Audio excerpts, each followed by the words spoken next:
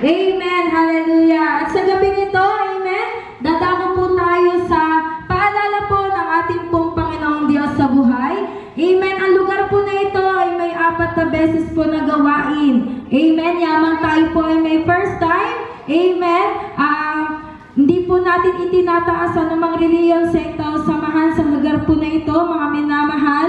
Amen. Tanging si Jesus Christ lamang po. Amen. Kaya sa gabing ito, ang ating pong mga paalala, amen, ay may 4 na beses po na gawain sa isang linggo. Amen. Meron po tayong Wednesday and Friday, same time po yan. 6:30 p.m. po hanggang 8 p.m. po yan ang gabi. Amen. At tuwing araw naman po ng linggo, amen, meron po tayong gawain sa umaga. Pinapangunahan po yan ng Sunday School. Amen. Nag-umpisa po yan ng 8:50 ng umaga hanggang 8:45 po ng umaga. At susundan po yan ng 9 a.m. yung ating pong regular service. Amen. Hanggang 11 a.m. po yan. Amen. At hindi pa po dyan nagtatapos. Meron pa po tayong healing night. Amen. Na ginaganap tuwing Sunday po ng gabi. Amen. Hallelujah. Nag-uumpisa po yan ng 6:30 p.m. po hanggang 8 p.m. po yan ng gabi. Amen. At meron pa po tayong mga pangangaral po ng salita po ng ating pong Panginoong Diyos. Amen. Hallelujah. Yung 4 na grupo po na Joseph, Esther, Ruth, at Caleb. Amen. Yan po yung 4 na grupo po sa lugar po na ito na nangangaral po ng salita ng Diyos.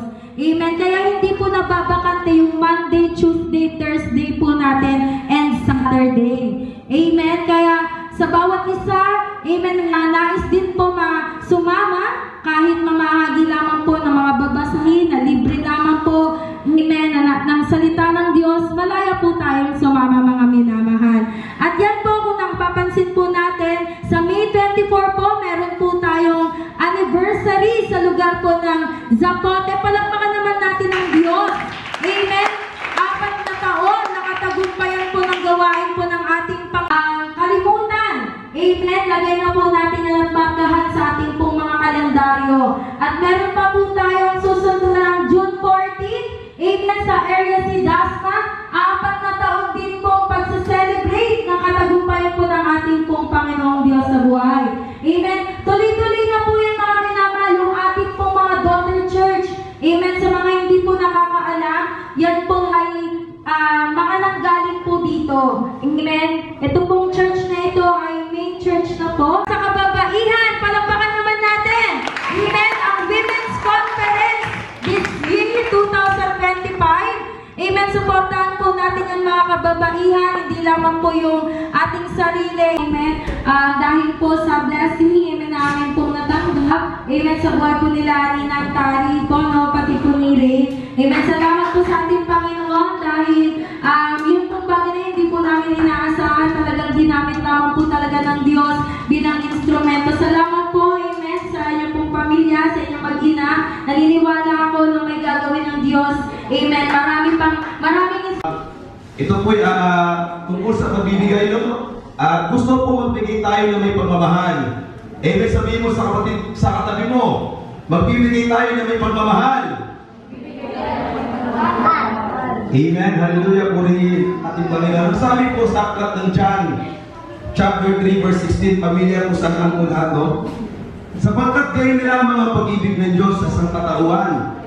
Kaya ibinigay niya ang kanyang Christ sa isang anak upang ang sino mang sumampalataya sa Kanya ay hindi mapahamak kundi magkaroon ng buhay na walang hanggan.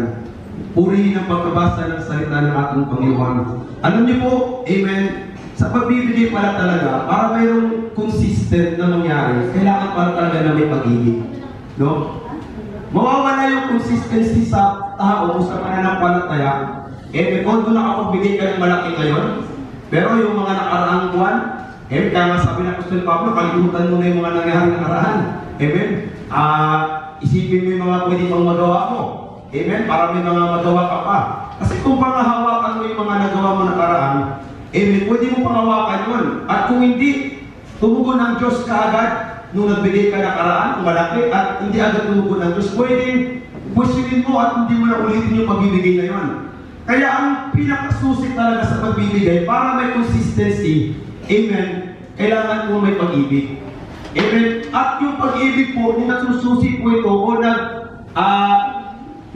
lumalabas po ito ng katagumpayan. Kasi kung hindi po ibinigay ng ating Diyos amang si Jesus, wala pong katagumpayan sa ating buhay.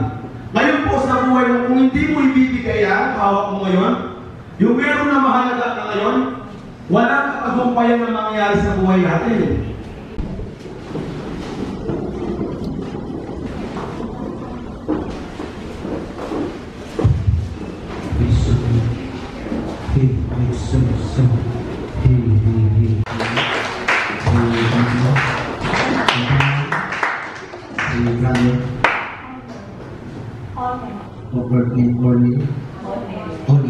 Palakpakan natin si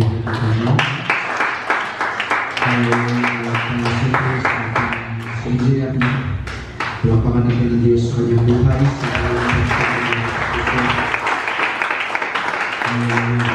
Sa halaman ng ating Panginoong Jesucristo, wala po tayong ibang tinataas dito, kundi ang ating Panginoong Jesus, no, na nag-alay ng buhay.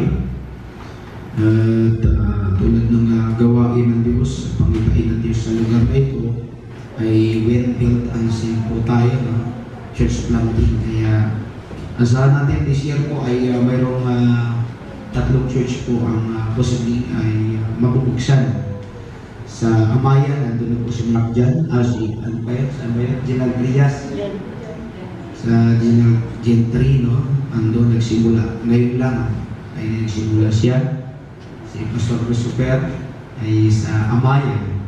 Si Pastor Carmen naman ay sa Literan.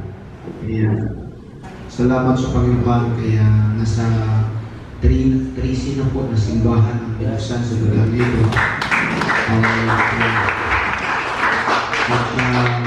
Works na naman talaga ay hindi po magkasya o talagang masikip. Kaya mag-pray natin si Engineer. Hallelujah. Hallelujah. Na Panginoon. Kaya habang pinangalalan ko ay tumutuloy yung luha, no? Dahil depressed, problemado, halos nagwawala na, nagrumentado na yung babae dahil sa dami ng problema. At kanina, nangaral ko dun sa Wonderland, halos pareho din na kay si Isaiah dun sa taga Bilya Pangarap nung nakaatin ng Sunday. Iniwan siya ng asawa niya naman. No? 2 anak niya, lalaki at babae. Instead na babae, yung pa yung iwan. Grabe ng lakas ito. Kaya hindi ka tulad ni Sister Susan na siya ang iwan. Yung lalaki, lakas loob, no? Dakilang Ama, salamat po. May gabi, salamat sa information, salamat sa iyong sa bumaghapon, Panginoon. Salamat sa iyong katapatan, bagaman pagod na sa trabaho mo. Lord, ang alaga ng mga anak, magbabago sa loob ng tahanan. May mga sitwasyon na minsan napapagod ang bawat isa, pero Lord, hindi ito sapat para hindi makarating at makahambang. Salamat sa bawat tulong narito sa mga first time namin, anak ni Sister Rosalien at Lord, ang aming si Engineer Panginoon. Salamat po na marami sa mga kasing pamilya at sa lugar na ito. Salamat dahil ikaw ay Diyos. Ikaw ang dahilan ng lahat ng bagay. Walang pangyari kung hindi ka pahintulutan mo. Salamat sa magandang kalooban ng Engineer at ang kanyang buong pamilya. At ang mag-isip ng mga anak at Panginoon, hindi pa naabot ay maabot din ay mapagpalang kamay. Maging sa lahat ng tinan sa lugar na ito ay mapagpala. Lord, ang pagkakaisa, pagmamahalan, at ang lugar na ito ang maghari. Lord, walang kaguluhan, walang magnakaw, walang distraction. Lord, at pagkaroon pa ito ng Holy Spirit, yung Holy Spirit of the Holy Angel. Lord, walang magkakasakit, walang nasa ng trahigan, kundi ang kapayapaan ng hari, Panginoon. Lord, ang sa lugar na ito. Walang kong maging pinansin, sapat na parang pinansin para may tulungan, pero sa pamamagitan ng panalangin, malaki magagawa ang panalangin, Panginoon.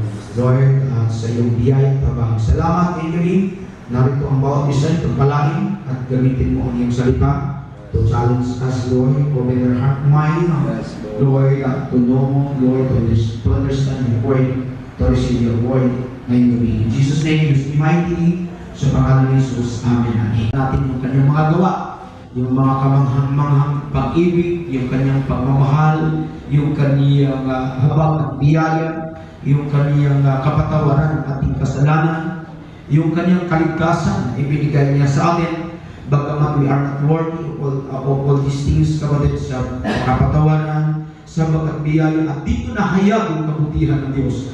Dito ipinapakita, kapatid. Sige po, hallelujah. Next, the goodness of God. No? Ito yung pinamagata, ito yung ating pag-aaralan ng goodness of God. Sino naniwala na mabuti ang Diyos?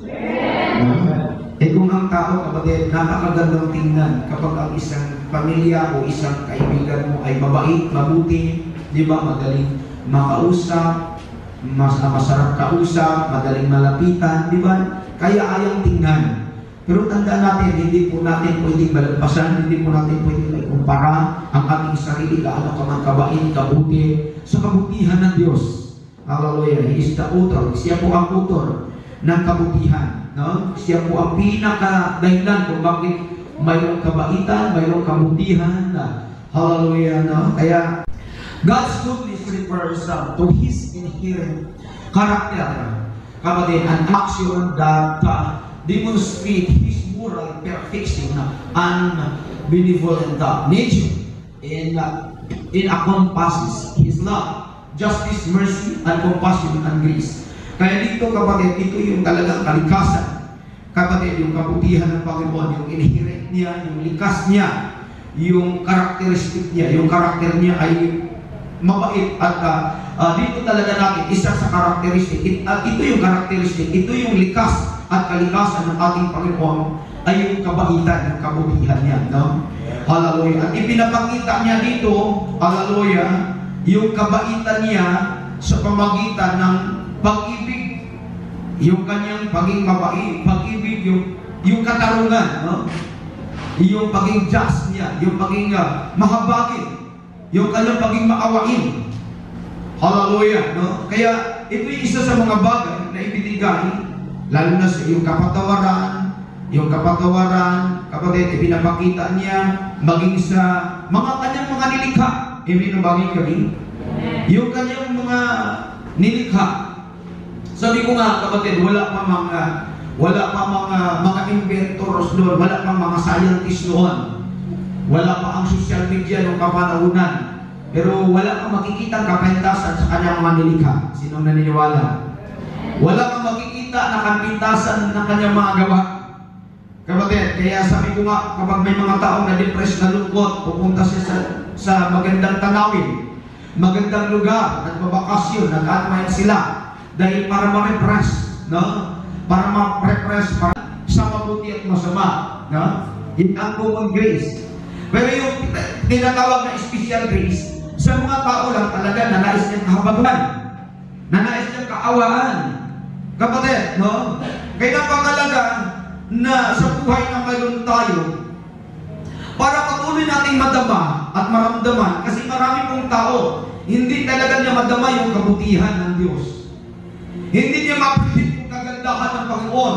Minsan nga sinisip pa ang Panginoon. Ilan sa mga nakausap ko, kapatid, na sa kanila under ang Diyos, hindi, kumbaga parang pinabayaan sila ng Panginoon. Sabi ko nga, kapatid, hindi po. Paano mo masabi na pinabayaan ka ng Diyos? Paano mo masabi na iniwan ka ng Panginoon? May mananampalataya ka ba sa Kanya? Sumunod ka ba sa Kanya? Tapat ka ba sa Kanya? Kapatid, dahil sabi ka ng Lucas 8:80 na magbutihan niyo pong pakikinig sapagkat ang mayroon bibigyan, ang wala ay aalisan pa, pati yung akala niya Kanya. Kaya mayroon talagang babala ang Diyos. Be careful. Be careful how to live. Huwag nating hayaan, kapatid, natipindi lang tayo sa ating diskarte, natipindi lang tayo sa ating sipaga, natipindi lang tayo sa ating kayamanan, natipindi lang tayo sa ating magagawa, at okay na, dahil lang, okay na, kasi pwede kang mabubuhay doon sa kakainan, sa diskarte na mayroon tayo. Pero kahit sabihin, mayroon kang katangian, mayroon kang mga bagay niyan, pero kapag walang protection ang Diyos, wala tayong magagawa. No, mga kapatid, hallelujah, yung paano maingatan ng Diyos ang ating buhay, no? Hallelujah. Kaya the goodness of God restored people of salvation to secure life. Kaya sabi nga ng Genesis chapter 19 verse 19, yourself what has found people with you, and you have shown great kindness by speaking of my life. But I am not able to escape to the mountains because this disaster will overtake me, and I will die. Ang lingkod mo ay nakatagpo ng biyaya sa iyong paningin, di ba? Ito'y kwento tungkol ni Lot, kapatid, at ng kanyang pamilya. Dahil itong panahon na ito, sukdulan na po talaga ang kasamaan na panahonan ng Sodoma at Gomora. Ng desisyon ng Panginoon, nagpadala siya ng anghel, nagpadala siya ng sugo doon. Pero anong ginawa ng anghel? Anong ginawa ng mga tao doon sa anghel? Sinamantalahan. Kaya talagang narinig na ng Diyos, nakikita na ng Diyos ang sukdulan ng kasamaan ng Sodoma at Gomora. Pero dahil kapatid si Lot ay talagang may takot at ipinagtanggol niya yung anghel. Sabi nga ng kasaysayan, dahil gusto nilang samantalahan ang anghel na yun, gustong samantalahan ng mga taga-Sodoma at Gomora. Ang sabi ni Lot, yung anak ko na lang, no? Ang anak ko na lang ang samantalay niyo, huwag yung bisitang ito. Kapatid, ipinagtanggol ni Lot yung sugo ng ating Panginoon. Kaya nakita ng Diyos, kapatid, na ipinagtanggol ni Lot ang sugo, kaya naligtas siya doon sa panganib, naligtas siya doon sa kapamakan. Kaya sabi ni Lot na ang lingkod mo ay nakatagpo ng biyaya sa iyong paningin. Hallelujah! Hindi na ba? Palakpakan natin ang ating Panginoon.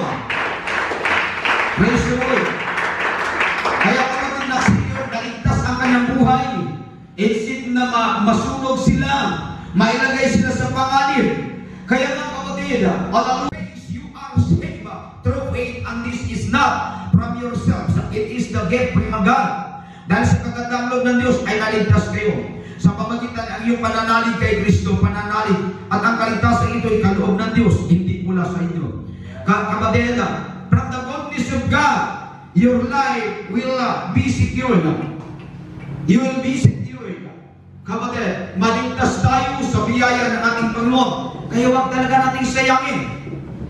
Kaya habang nangangaral ako ng street preaching kanina, kapatid, natigil yung mga nagtatrabaho.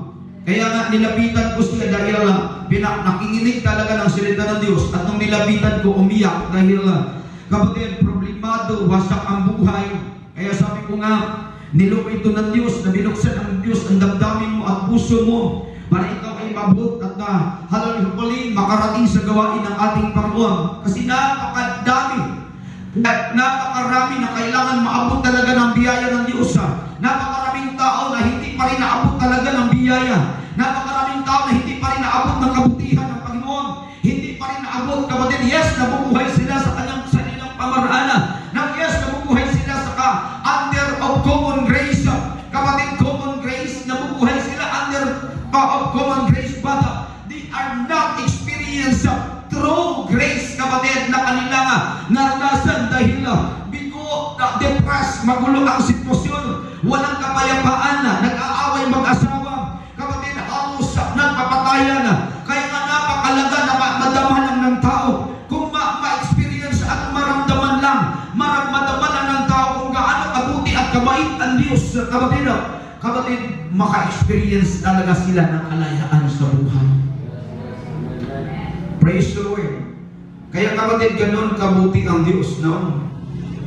Tito chapter 3 verse 5, He saved us not by works of righteousness that He have done, but on the basis of His mercy, through the waking up and the new birth, and the renewing of the Holy Spirit. Tayo niligtas niya. Nakamo natin ito hindi dahil sa ating mabuting gawa, kundi sa kanyang habag sa atin. Naligtas tayo, pipirnat na muli sa Espiritu Santo at sa luminis at nagbigay ng bagong buhay sa atin.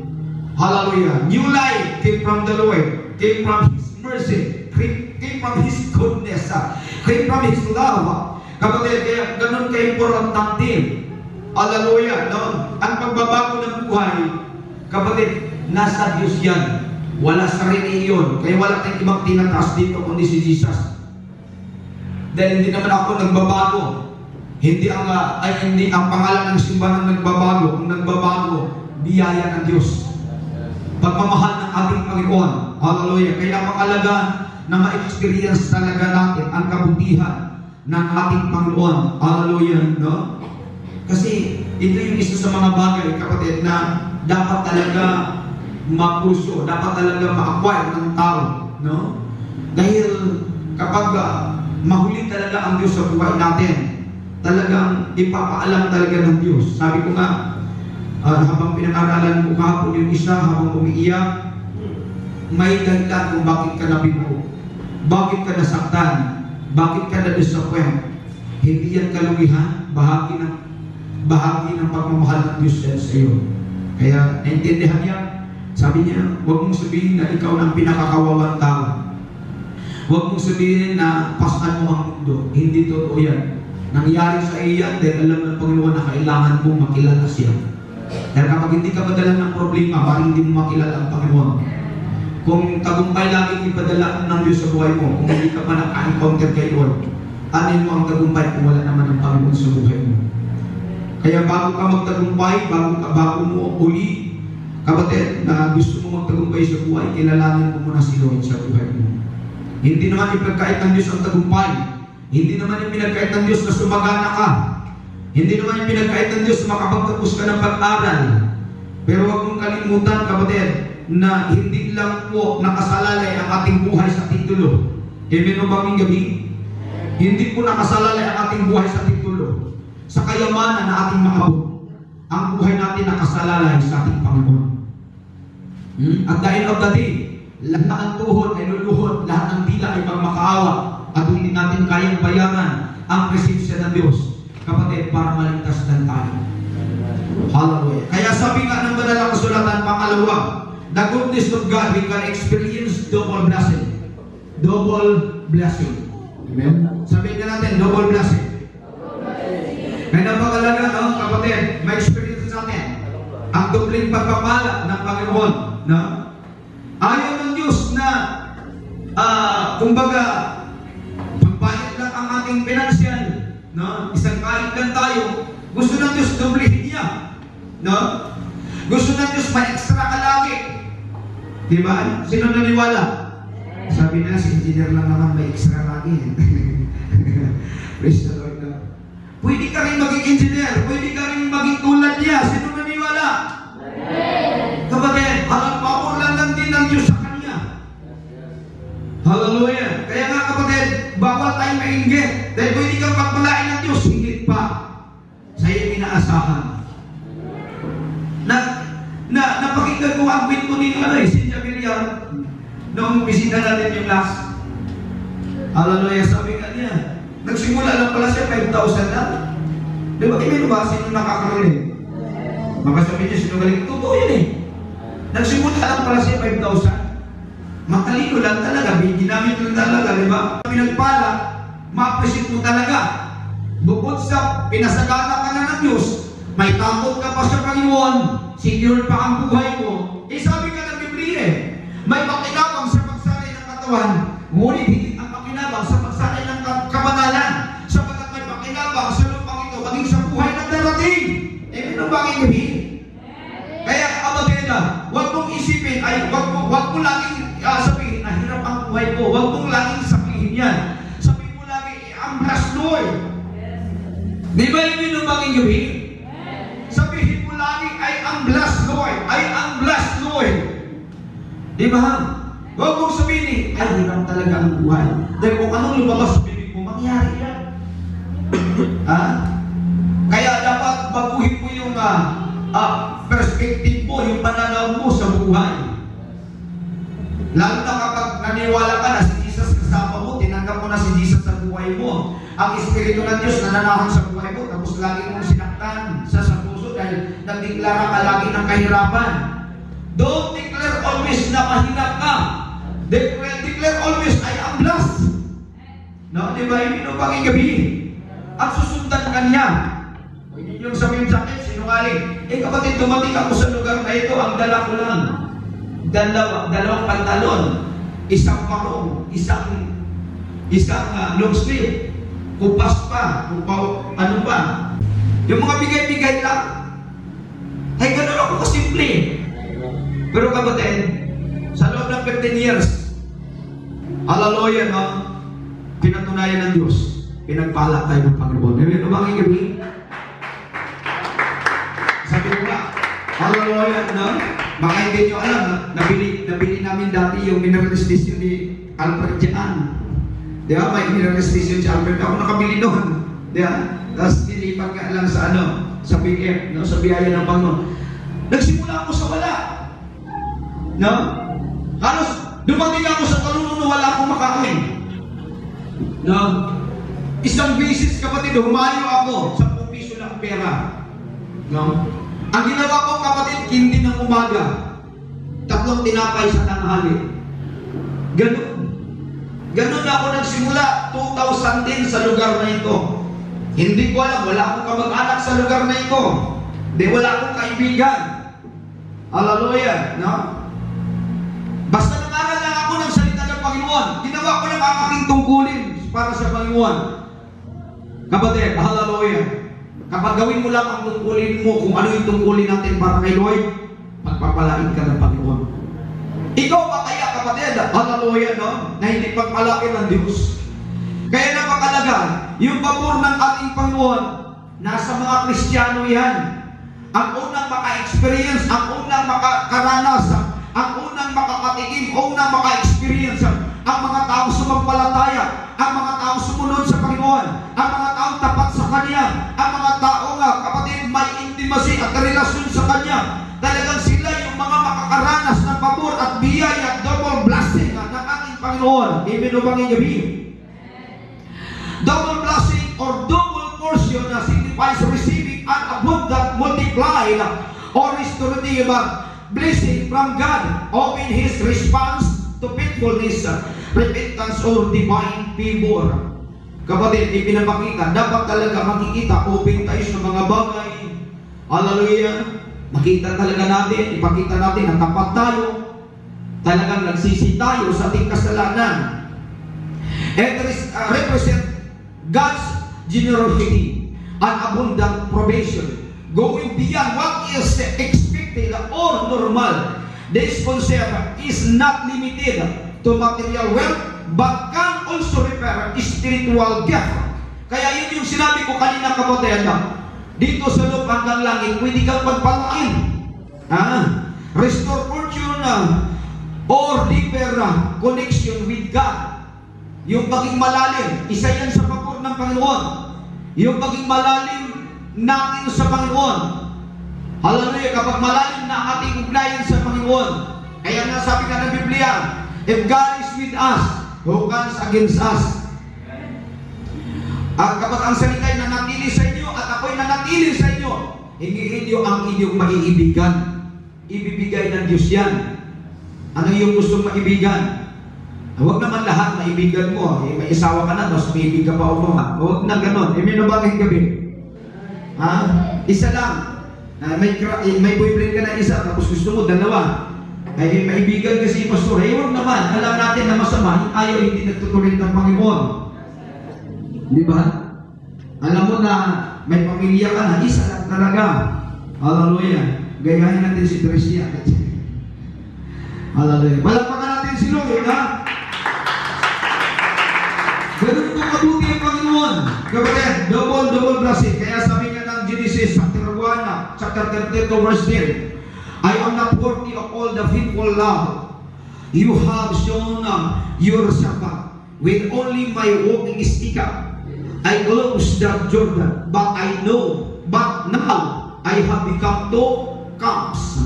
Kaya sabi niya, hindi po ako karapat-dapat sa lahat ng kagandang loob ninyo sa akin. Nang tumawid po ako sa Jordan, wala akong dala kundi tungkod. Ngunit ngayon, sa aking pagbalik, dalawang pangkat na ang aking kasama. Amen ba? Double po blessing. No? Kaya, nagsimula kang mag-isa, i-multiply ka ng Panginoon. Palakpakan natin si Lord. Nagsimula akong mag-isa dito sa talutuno, purihin ng Diyos. Sa Diyos lang ang kapunan. It's all about Him. Nangaral ko ako ng 3 bisis, walang tao. Walang nakaupo. Panay upuan lang yan. Kung nakikita niyo yung upuan na malaki yan, yung alaala ko. Hiningi ko yan sa bus ko. Sa trabaho ko dyan sa may Bigib Homes. Kasi yung bus ko, kapatid, reality siya, Bicolano. At Bicolano yung bus ko. At mayroon siya mga upuan sa likod. Mayroon siya upuan sa likod. Sabi ko, boss, hingin ko na lang yan. Kasi nalikot ko na. 36 piraso yan. Yung iba, binigay ko na. Yung mga, kung gusto niyo pong humingi dyan, nasa 20,000 isa. Kasi memorable yan. Sa mga gusto magpastor, madala niyo yung anointing dyan. Hindi yan basta, kapatid, hindi yan basta upuan. Hallelujah, no? Memorable na upuan yan. Kaya hindi, hallelujah. Ganun po. Nangaral ko ako, kaya nga, pagka nakita mo ko, parang ganun ako kasi nagsalita ako mag-isa no? Pero salamat sa biyaya ng Diyos. Marami pong nag-prophecy sa akin na kasama natin ang Panginoon. Hallelujah, no? Ilang bisis akong nangaral, kapatid, sa likod ng pulpito na sabi nila, kasama natin ang Panginoon. Hallelujah. Kaya kapatid, pagkasama natin ang Diyos hanggang dumating, nangaral ako sa Admiral, mayroon ko akong pinag-pray na isang matanda na, sabi niya, Pastor, mayroon akong drum set dyan na hindi na ginamit. Na gumagamit ba kayo na ganyan? Opo. Pag-uwi ko, dala-dala ko ang drum set. Na? Kaya nakumpleto ang mga gamit na sa biyaya ng Panginoon. Unti-unti, mayroon akong sinama isa, una. Siyempre, hindi pa Christian. Umpisa na tayo. So, ako na mag-isa. Siyempre, sanay siya sa maraming tao simbahan. Ano bang gagawin natin? Pastor, ako lang mag-isa dito. Tupo ka lang. Samahan mo ako. Ganun ako nagtyaga. Pero ngayon, minuntimplang ng Diyos. Hallelujah. Mayroon na tayo sa Tondo. Mayroon na tayo sa Kasman. At 13 church na po. Yan. Kapatid, ang lugar na ito, paano pinagpangla ng ating Panginoon? Hallelujah. Maraming nakapag-asawa. Sa daming nakapag-asawa sa simbahan ito. Amen o ba? Si Pastor Boni lang eh. Si Pastor Christopher. Ang daming nagkatuluyan sa simbahan ito. Amen o ba? Ang daming pinagpala, ang daming binago, ang daming pinaganda. Daming nakapagtapos na ng pag-aaral. Maraming nasa abroad. Ilan na yung nasa abroad natin? Ang dami na. Mayroon tayo sa US, mayroon tayo sa Hong Kong, mayroon tayo sa Korea, mayroon tayo sa Singapore, na dating dito nagsisimba. Kaya hanggang ngayon, kapatid, hindi nila tayo nakalimutan. Amen o ba? Hallelujah. Yan, si Rin sa sunod. Yan, kahit bago lang sila, no? Sabihin ng Panginoon, makakalimutan kayo tayo ni Rin. Sabi ni Rin, pagka nandun na kami, ay iba naman kami doon. Alam mo, makulat namin si Rin eh. Hallelujah. Hallelujah, praise the Lord. No? Kaya ganun kabuti. Kaya ang bilis niyang natuto, ang bilis niyang iniwan tayo. Isang ko pang maalala ko, umiiyak ako. Hindi, pero tinuturing kong mga anak. Tinuturing kong hindi naman ibang tao, ang mga kapatid. Hallelujah. Kaya wala tayong magawa dahil may kanya-kanya tayong talagang nilaan ang Diyos. Hallelujah. Kaya sabi ni Sister Ivy, I am the next pastor. Manager ng Palawan yan eh. Hallelujah na. Si Rosalian, I am the next pastor. Sister Rosalian. Nagkasama yung anak na. Basta lang kapatid, magpagamit ng buhay. Amen o ba ngayong gabi? Huwag ka ma-pressure. No? Huwag ka ma-pressure kapatid. Hallelujah. Huwag kang mag-alala kung ano mang buhay na mayroon ka. Okay na. Pag-aralan mo na maging kontento kung ano mayroon ka. Dahil kung hindi ka kontento, mas hindi kontento ang Diyos. Nakikita ng Diyos kung hindi pa niya naganap, natanggap niya ang hindi pa pala natanggap ko ang kanyang pangako. Mas may mataas na pangarap ang Diyos sa atin. Kaya dapat ang kakontentuhan mo, yung presensya ng Diyos. No? Yung satisfaction mo, yung presensya ng Panginoon. Dahil nasa Kanya, siya ang gagawa. Siya ang tutukan sa pangarap natin. Siya ang pag-asa natin. Siya ang kagalawan natin. Siya ang tagumpay natin. Amen o bang gabi? Kaya nasabi ka ng Biblia, common verse, popular verse, kapatid, Jeremias 29 verse 11. Ako lang ang nakakalam sa panunukalang inhanda mo para sa ikabubuti sa inara, para dulutan ka ng pag-asa. Ako lang ang nakakaalam. Pilit ba natin alamin yung ating destinasyon? Pilit ba natin abutin yung ating mga pangarap? Pero I tell you the truth, ang Diyos lang ang nakakaalam sa panunukalang ihanda para sa ikabubuti natin. Kaya wala talaga tayo dapat kumbinsihin. Wala talaga dapat tayo pangarapin. Kundi ang pagharian tayo ng Diyos. Hindi mo makamit ang pangarap mo. Ay ikaw ay makapagtapos sa pag-aral, magkaroon ka ng titulo.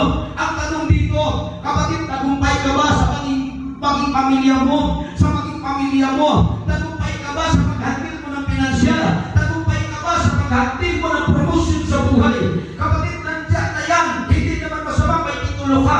Hindi masamang may tagumpay ka sa material na bagay. Ang masama dito, kapatid, kapag hindi mo naihandil ng maayos, at kapag hindi mo mahandil ng maayos yan, instead na makapag-inspire ka ng tao, minsan hindi pa natutuwa ang tao habang nakikita kang pinangunlan. Maraming tao, minsan, kapatid, hindi nakapagbigay ng inspirasyon yung success na mayroon siya. Ang gusto ng Panginoon, makapagbigay ka ng inspirasyon sa success na mayroon ka. Makapagbigay ka ng inspirasyon. Mabuti pa ang tao niya, makikita. Bakit? Dahil may tako sa Panginoon, may pananampalataya kay Lord. No? Eh, nagtagumpay ka, ngunit madamot ka naman. Di ba, ibig o bang gabi?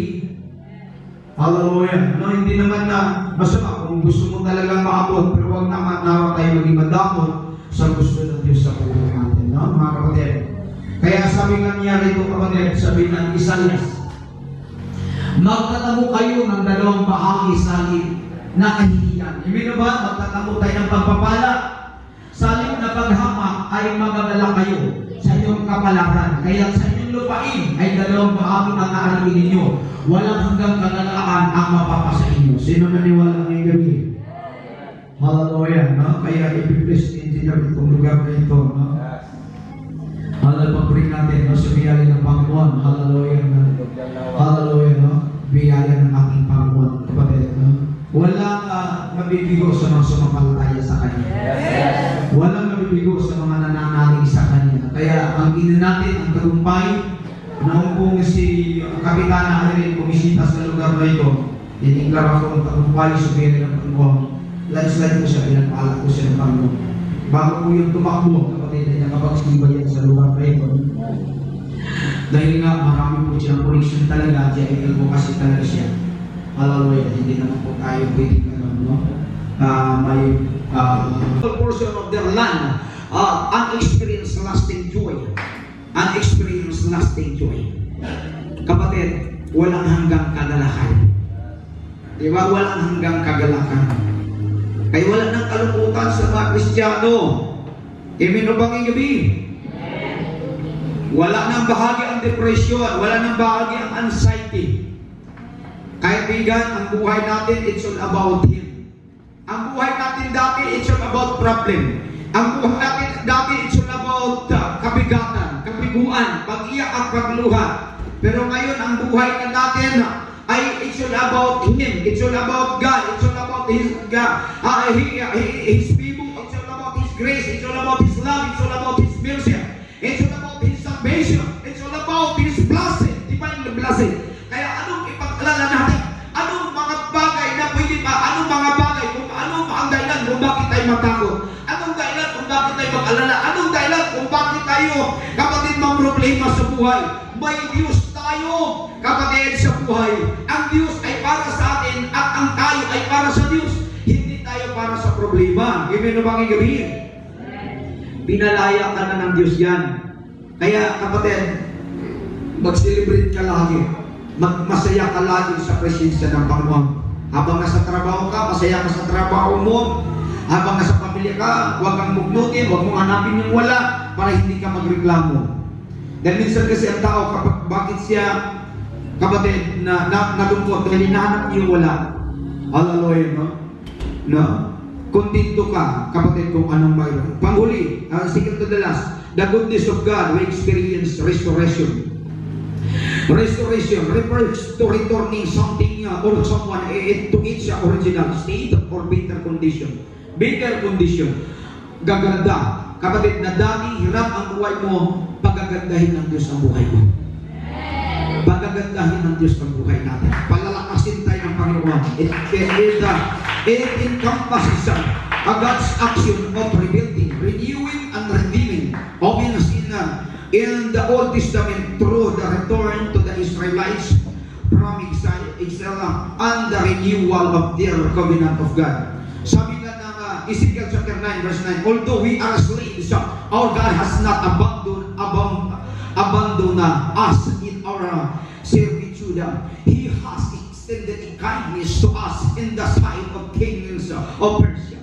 In that He has revived us to restore the temple of our God and to raise up its ruins and to give us a protective wall in Judah and Jerusalem. Bagamat kami po ay maalipin, gayon hindi kami pinabayaan ng aming Diyos sa aming pagkaalipin, kundi inaabot sa amin ang kanyang tapat na pag-ibig sa harapan ng mga hari ng Persia upang bigyan kami ng kabubuhay, pagtatayo ng bahay ng aming Diyos at upang kumpunihin ang mga guho niyon upang bigyan kami ng pader sa Judah at sa Jerusalem. Kaya mayroon talagang restoration, kapatid, no?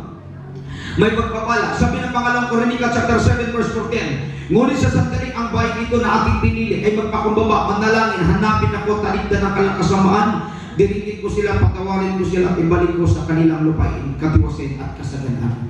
There is restoration, kapatid, of everything. Magbabalag sa tagumpay. Sira na pamilya, aayusin ng Diyos. Dahil sabi ko nga kapatid, kami dati magkapatid, lagi kami nag-away, magbayaw, magpinsan. Pagkalinggo kapatid, nagbubugan kami. No? Butas-butas lagi yung tingting ng bahay namin, Brother Jose. Dahil pag nalasing na, wala nang pakialam. Brother Alex. No? Wala nang pakialam. Pero binago ng Diyos. Lagi kami nag-away, tatay ko. No? Dahil magulo. Ako isang taong magulo sa buhay. Pero nakilala kay Lord, inaayos niya, restore niya. No? Kami ay talagang hindi ko na inaaway. Ako na ang inaaway. Praise the Lord. No? Kapatid, ganun po ang buhay. No? I-restore ng Diyos yung relasyon, yung sira na pamilya, sira na buhay, sira na sitwasyon. Kaya napakaganda mag-relay tayo sa Panginoon. Huwag natin tanggahin kapatid na kaya ko. Hanggang kailan kaya mo isang bagay kung wala si Lord. Panghuli, the goodness of God, we can experience divine comfort. No, makaranas natin ang comfort ng Panginoon. Yung kalinga ng Diyos. No? Ang puso ng Diyos ay tulad ng puso ng nanay. Walang ibang nais kapag nakikita ang anak na dinapuan ng lamok. Walang pagkain, walang ulam, ang nanay mismo. Di ba walang ulam ang nanay, wag lang yung anak. Di ba, Tricia? Sister Tricia? Yeah. Huwag lang yung anak. Ganun po ang pagmamahal ng nanay. Ganun po yung, ganun din si Lloyd. Kaya niya nahirapan tayo. Bakit hindi natin nadama? Kasi hindi natin talaga, hallelujah, hindi tayo sumampalataya, hindi tayo naglingkod sa Kanya. Isa sa katangian ng Diyos, God is comforter.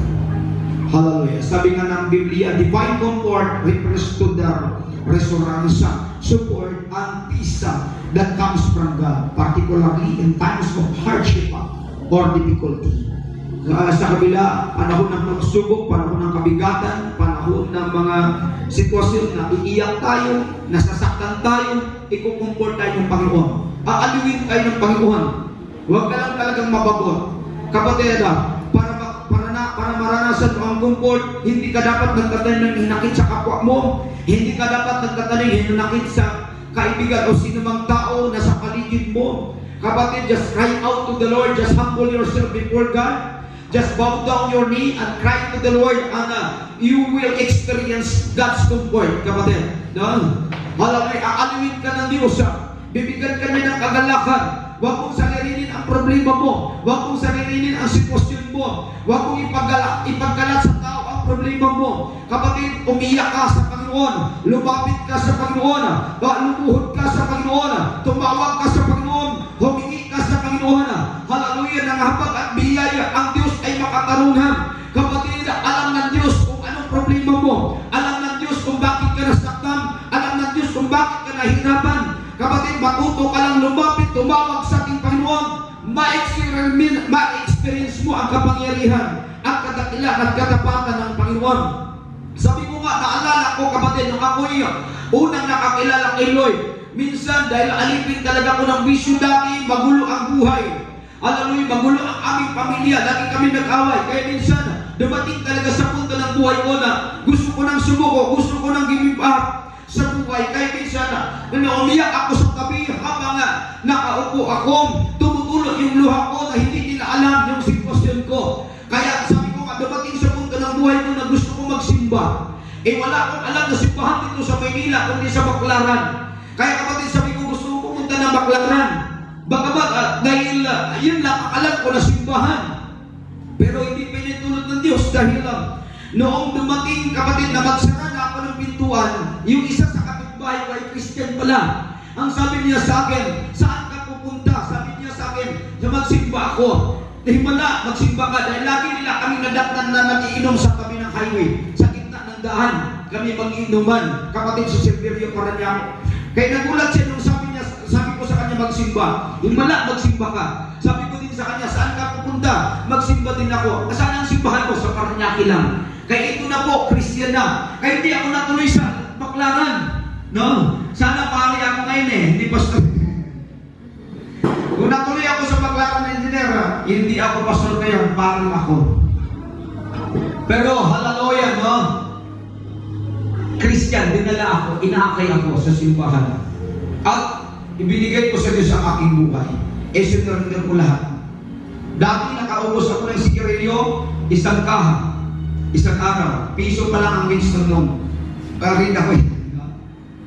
Umaga pa lang, kapatid, pagkagising, sigarilyo na.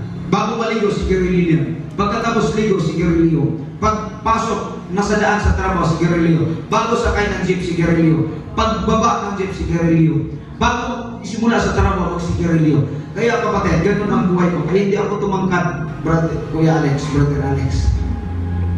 That's it, smoker ako. 14 years old, umiinom na po ako ng lahat. Ganun ang buhay. Pero salamat sa Panginoon, isinuko ko sa Diyos ang aking buhay. Iniiyak ko kay Lord. Inalis na sa akin, sabi ng kasamaan ko, tinigil ko ang pagsisigarilyo, magkakasakit ka niyan. Ay, hindi ako maniwala. Basta tinigil ko na ng biglaan. Tinigil ko na ang sigarilyo, alak, sugal. Kapag kami nagsusugal dati, tungit, no? Munti akong sinaldin siya sa pagtutungit, no? Hallelujah. Pagsusugal, tinigil ko lahat sa biyaya ng Panginoon. At naging maayos ang buhay, inumport ako ng Panginoon. Yung pagluha ko, iniyak ko kay Lord. Yun pala, sabi ko nga dati, ito nang bangboy ng tao kapag walang pera, walang, hindi masaya. Pag walang pera, walang barkada. Akala ko pera ang problema ko. Pero kapatid, nung tinanggap ko si Jesus, ang problema ko pala, ang kulang ko pala ay si Jesus. Kaya kapatid, binago ng Diyos ang buhay ko at tinungkoy. At naging-continto ako kung ano mayroon ako. Kaya halang lumagok sa biyaya ng Panginoon. Kaya kapatid, kung gusto mong iyong comfort, kapatid, gusto ko mag-give up mo sa Diyos ng buhay. Huwag ka lagi kapatid mag-isip. I-grab mo yung opportunity na tinawag ka ng Diyos. I-grab mo yung opportunity na pinili ka ng Diyos. Si Pastor Darwin, kapatid, yung professor natin sa Bible School. Yan kay paano kapag ako lang sa Bible School. Kapatid, may alok siya, no? Grabe ang taas ng alok niya sa ibang bansa. Sa ano ba yan? Sa Taiwan. Sa Middle East din nga. Middle East, kapatid, grabe. 150. Ano yun? 1990s. Kapatid, mas pinagpalit niya. 300 lang ang allowance niya. Ngayon, pinagpala ng Diyos ng Panginoon. Amen o bang gabi? Kaya huwag mong tanggihan kung tinawag ka ng Diyos. Huwag mong ipagkait ang sarili mo. Sabi ko nga, anong value mo kung wala si Lord? Gaano kalaki ang value mo kung wala si Lord? Anong mo sarili mo? Lord, anong value ko sa buhay ko? Anong bang value ko? May value ba ako dahil may titulo ako? May value ba ako dahil mayaman ako? May value ba ako, Panginoon, dahil sikat ako? May value ba ako dahil matalino ako? Kapatid, ang totoong value natin, si Lord. Without God, kahit gano'n ka katalino, basahan yan. Hindi masamang matalino dahil kailangan. Mas masarap matalino, sikat, may titulo sa buhay, at may Diyos tayo sa buhay. Amen o bang i-read? Kaya kapatid, madama natin ang kabutihan ng Panginoon. Panguling sikat doon nila sa talata, ako'y pinagkaluban mo ng buhay at tapat na pag-ibig, at ang iyong kalinga ay nag-iingat ng aking espiritu. Kalinga, amen o bang gabi? Sabihin natin kalinga. Kapatid, we can experience kapatid, God's comfort through His goodness. Sabi ng Isaiah, pamuli, Isaiah 46 verse 4, ako ang iyong Diyos, iningatan ko kayo hanggang sa pumuti ang iyong buhok. At kayo'y tumanda, kayo'y inilikha ko, kaya tungkulin kong kayo ay iligtas at laging kalingahin. Laging kalingahin. Maghanap ka ba ng kalinga sa barkada mo? No? Hallelujah, no?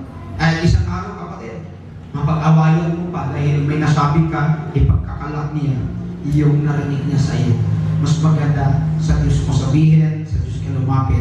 Kapatid, ang Diyos ay hindi para naman pa. Maabot mo yung kagalakan. Maabot mo yung totoong buhay. Ma-experience mo. Kapatid, sa dami kong na-experience. Sa dami kong kilala. Ilang taon na ako nagpapastor. Hindi po ako basta lang nasa loob. Ang dami kong na-encounter sa labas. Mali makikita mo sa loob ng simbahan, okay. Pero pag ikaw ay pumunta sa mga depressed area, ang daming umiiyak na tao. Ang daming nasasaktan, ang daming problema, ang daming depressed, ang daming problemado. Kaya nga, kapatid, niloob talaga ng Diyos, kapatid, na talagang magsumikap pa rin ako. Hindi ako tumigil mag-house-to-house, street preaching, bagamat pwede naman ako magpahinga na, pwede na ako matulog dahil kahit pa mayroon ng nangangaral, pero hindi po yan inilagay ng Diyos sa puso ko. No, hindi yan inilagay ng Diyos sa buhay ko. No, para maabot lang ang mga kagulat. Tulad doon kahapon, umiiyak, isang nanay, gusto nang magpatiwakal. No? Laging mag-away mag-asawa. No? Dahil kasi mga lalaki, malungkot din eh. No? Grabe. Kaya kapatid, iba talaga kapag may takot sa Panginoon. No? Iba talaga kapag may takot sa Panginoon. Kaya ngayong gabi, halang mahal tayo ng Diyos. Lahat tayo tumayo, kapatid. Halang natin oras doon. Kaya sa mga first time narito, mahal po kayo ng Panginoon. Hallelujah. Magkamat biglit ngayon, hallelujah. Yung ilan agad, nasa trabaho lang, pahinga. Pero salamat kay Lord, no? Narito po tayo, nagsulusalo sa gawain ng Panginoon. Hallelujah, kapatid. Napakabuti ang Diyos, napakabait niya. Hallelujah. No? Maasahan, mapagkatiwalaan. Hallelujah, He is trusted God. Dakilang mga salamat po ngayong gabi. Salamat po sa bawat kaluluwa na narito. Lord, sa bawat disciple, sa trabaho. Lord, at nag-alaga ng mga anak.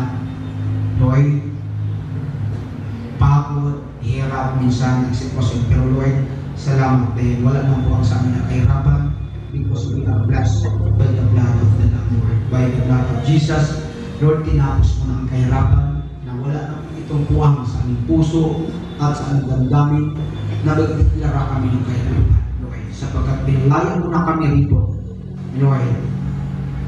At salamat ngayong gabi. Tunay na po, ang maranasan namin ay yung kabutihan mo. Yung goodness mo, Panginoon. Lord, hallelujah.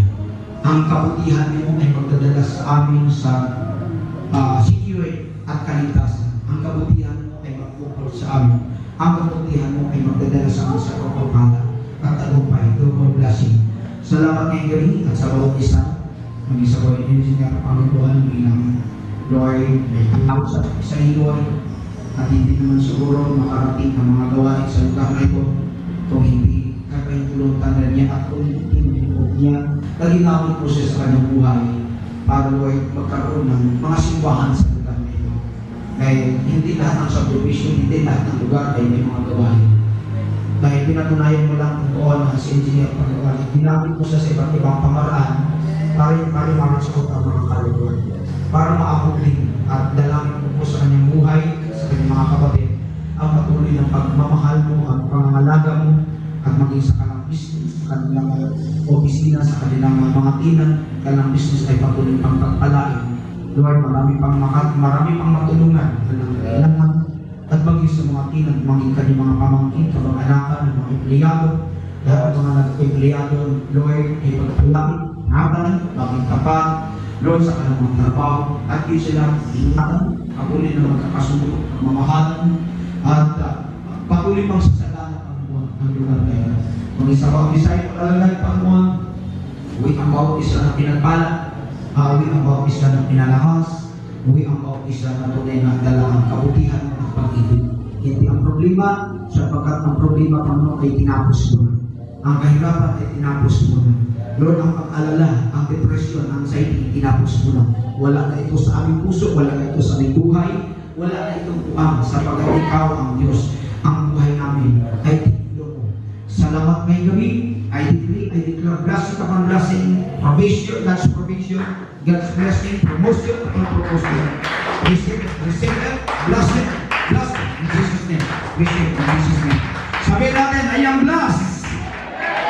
Thank you all so much. At sa Friday, kapatid, saksiyan natin yung pag-ano ni Brother Ray at ni Tari, mayroon tayong konting program para sa kanilang pagkatapos ng gawain.